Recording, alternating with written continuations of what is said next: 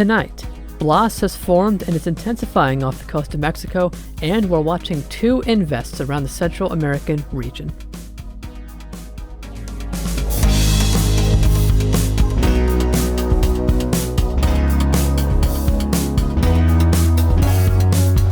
And now the latest around the wide world of tropics. Tropical Weather Bulletin for June the 15th. Well, this evening across the wide world of tropics, the only thing active is now Tropical Storm Blas in the East Pacific. Yes, Alex is finally gone and will be gone for the next 6 years.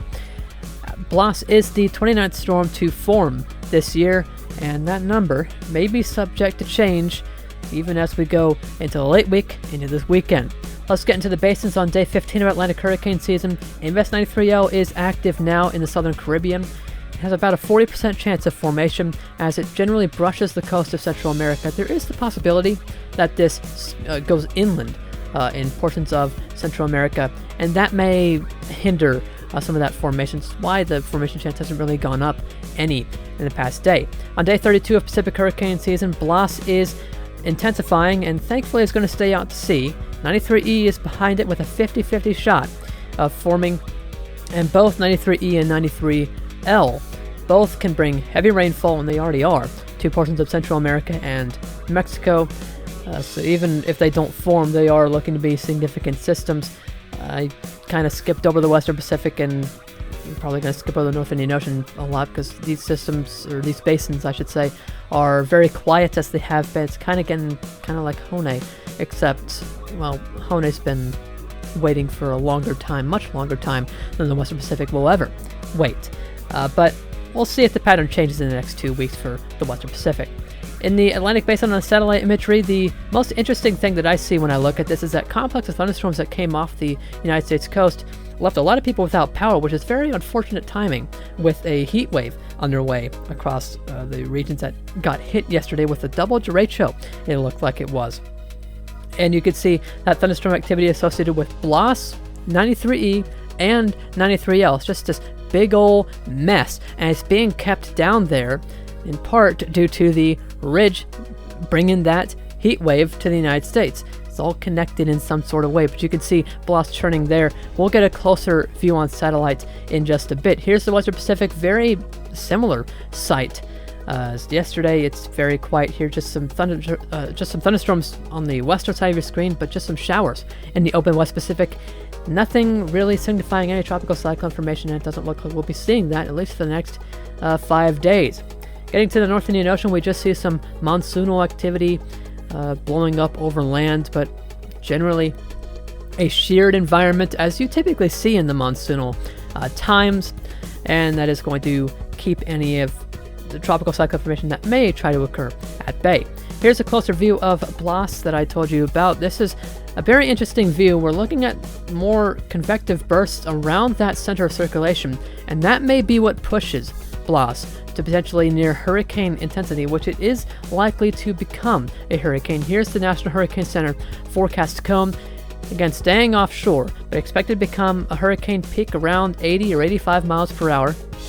And then as it tracks into cooler seasonal temperatures, that's when it will weaken, likely. But staying away from Mexico, biggest threat there would probably be high surf that it churns up towards the coastline. Here's the seasonal temperature change over the past 7 days. You can see the Atlantic, especially in the western Atlantic, from the Bahamas over to about Bermuda. We've really seen a lot of warming there in the main development region as well, getting pretty warm. And I'm very concerned with those trends, not only on that, but also seasonal temperature anomalies and the current seasonal temperature map for the trends this upcoming hurricane season. Let's talk about what's going on now, though, in the East Pacific, where Blas is generally 28 to 29 degrees Celsius. That 30-degree isotherm is almost completely gone from the East Pacific, where NVEST 93E and 93L are. Both are looking to be in pretty good environments oceanic-wise.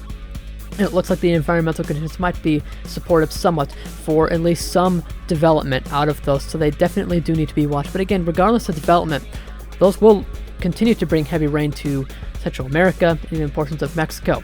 In the North Indian Ocean, we are generally warm there as usual. In the West Pacific, that 30-degree isotherm that I've been talking about in my last few TWBs has continued to grow. And again, I am very scared of what will occur if we do actually get a storm. And I think it's inevitable that we'll get a storm that takes advantage of those sea surface temperatures at some point later this year. I know it's been a quiet start in the West Pacific, but we just gotta watch this, and well, the forecast is for at least a bit of an active season in the West Pacific.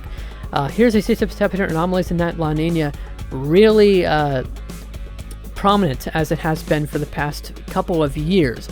Atlantic is also pretty much above average basin-wide. And the oceanic heat content within the Atlantic basin, that loop current has looked to weaken a bit. Where 93L is, it's got deep waters, especially as it tracks further northwest, it will go into deeper waters.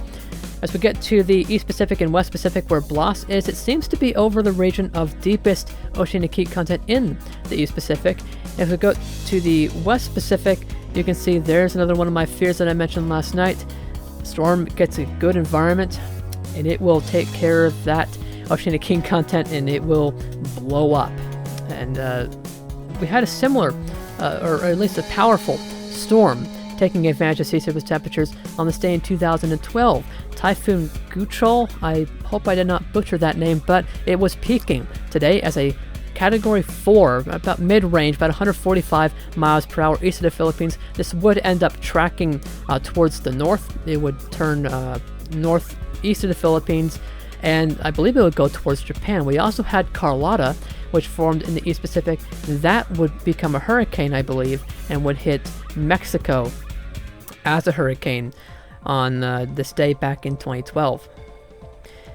That was a decade ago. I just realized that's weird to think about.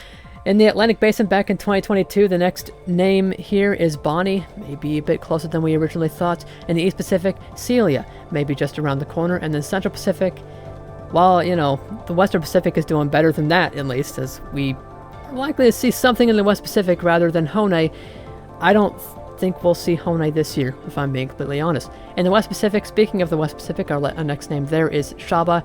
In the North Indian Ocean, our next name is Sitrang. And going over to the Southern Hemisphere, we do have an invest there, but it's unlikely to form. The Australian region, next name is Darien, if it were to manage to form and get that name. Southwest Indian Ocean, next name there is Lama. And in South Pacific, we're looking out for hail.